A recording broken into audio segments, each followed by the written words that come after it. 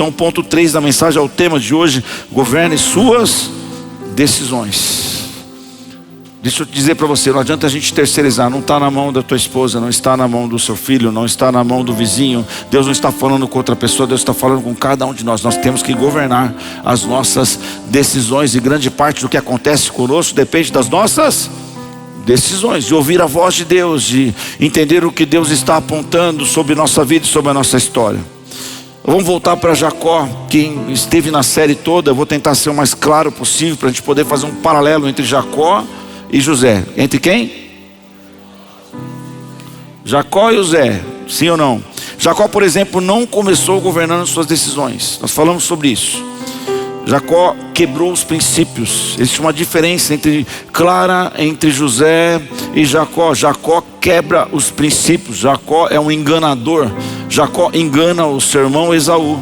Jacó se junta com a sua mãe, ouve a voz dela, que o apoia e o encoraja a enganar o seu pai Isaac. Então ele quebra um princípio, ele rouba ali o direito da primogenitura de Esaú. Então ele quebra esse princípio, ele rouba a bênção, enganando o seu pai. Muitos não governam suas decisões, infelizmente, sofrem por isso, né? Sofrem quebrando os princípios. A gente olha para a nossa vida e não é uma palavra de acusação, muito pelo contrário, é uma palavra de restauração, uma palavra de vida, uma palavra de mudança. Nós temos que ouvir isso, né? Enfim, Jacó ficou 20 anos longe de casa por conta da quebra de princípios que ele teve. Quantos anos? Nós falamos sobre isso também. Um processo se iniciou de mudança, se iniciou de restauração, até que Jacó se arrepende e Jacó quer voltar para casa. Há um arrependimento, há um caminho de retorno, e Deus começa uma poderosa reviravolta sobre a vida de Jacó. Começa uma grande mudança sobre a vida de Jacó.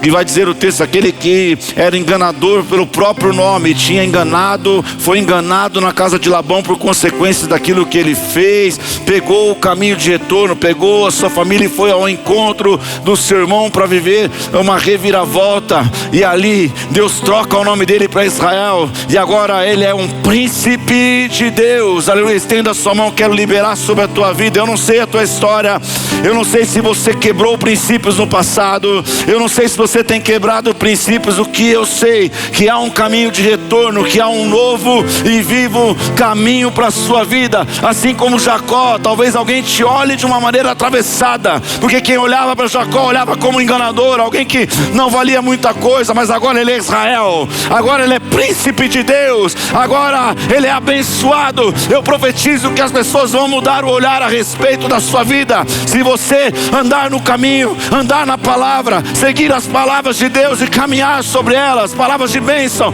as pessoas vão olhar para você: ei, ali vai um príncipe de Deus, ali vai uma princesa de Deus. Quem recebe essa palavra, o Senhor está fazendo uma reviravolta na sua vida e na sua família, em nome de Jesus. Aleluia, eu recebo essa palavra.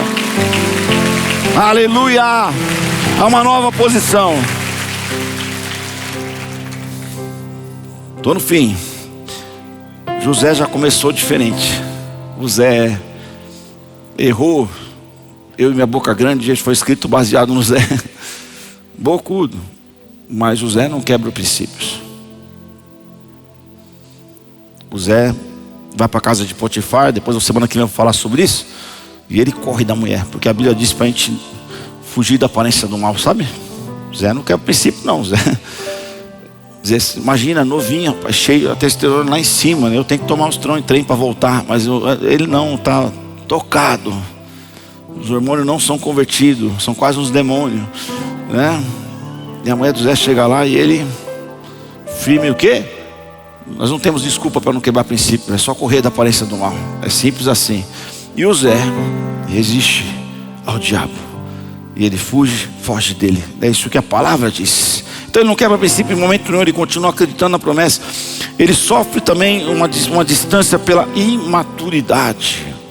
Eu sei que pode ter acontecido isso comigo, com você. Quantas vezes aconteceu comigo? Quantas vezes aconteceu com você?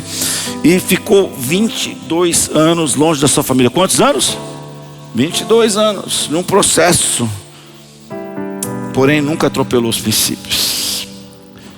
Mas existe essa diferença, mas o que converge é a cruz a respeito de mim e de você. Seja um erro grande, ou seja uma imaturidade, seja pouco tempo, ou seja muito tempo. Eu quero que você libere sobre a vida de alguém profeticamente. Diga assim para ele: Deus, diga com fé, Deus sempre tem misericórdia para aquele que se arrepende. Glória a Deus, diga graças a Deus. Aleluia. O motivo de nós não sermos consumidos é a misericórdia de Deus que se renova todos os dias. Todos os dias, diga todos os dias. Levante suas mãos ao céu e diga: obrigado, Senhor, pela tua misericórdia que se renova todos os dias sobre a minha vida. Se não fosse a tua misericórdia, Deus, meu Deus do céu. Agora, há duas posições diferentes, e aqui eu termino nessa comparação.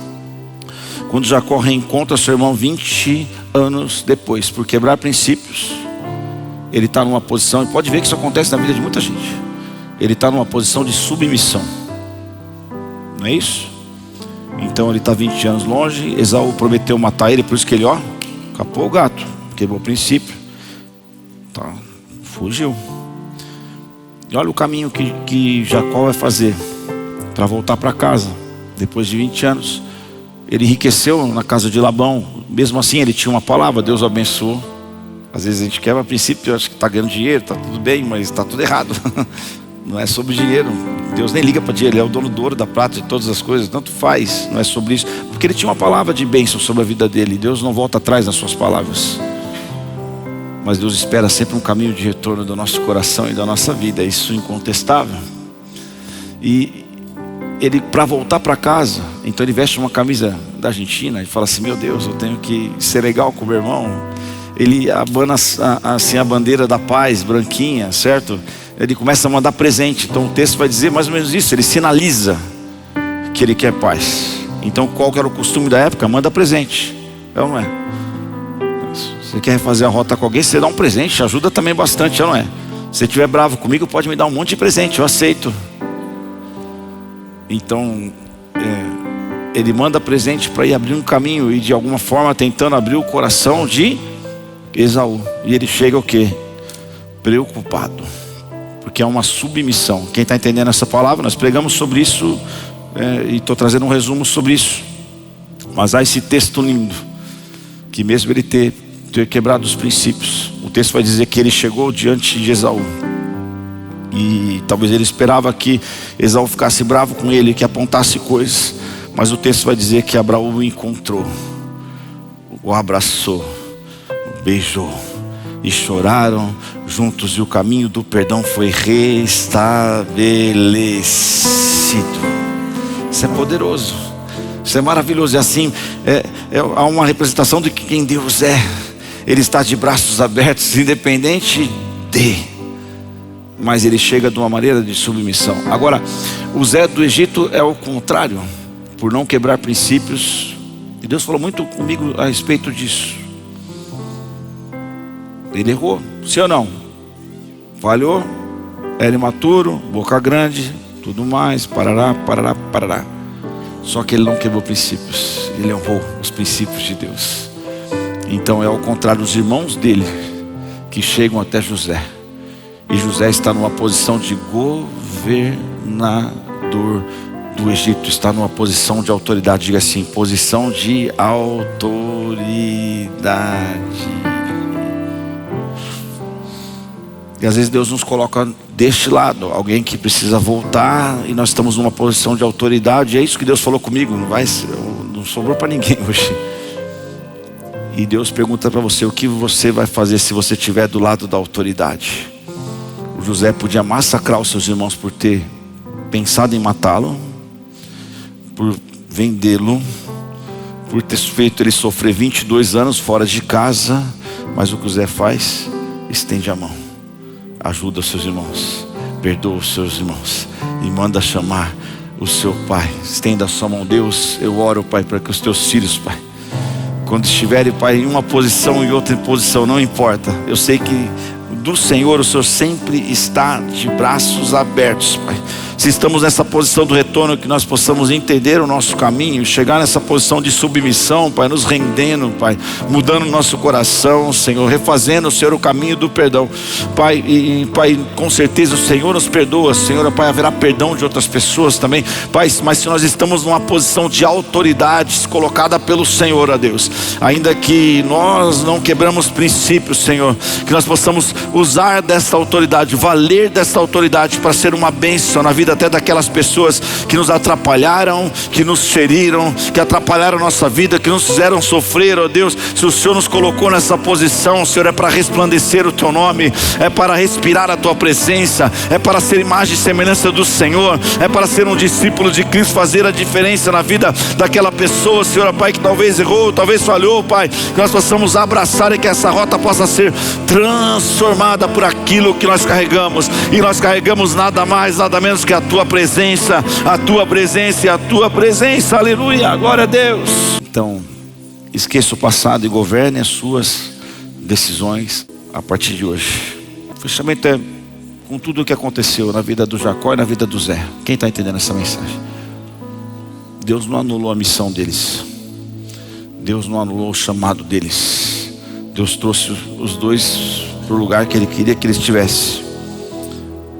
O fato é que Deus está colocando você hoje, talvez, se você quer entender essa palavra, no lugar do propósito, no lugar que Deus planejou e desenhou a respeito da sua vida.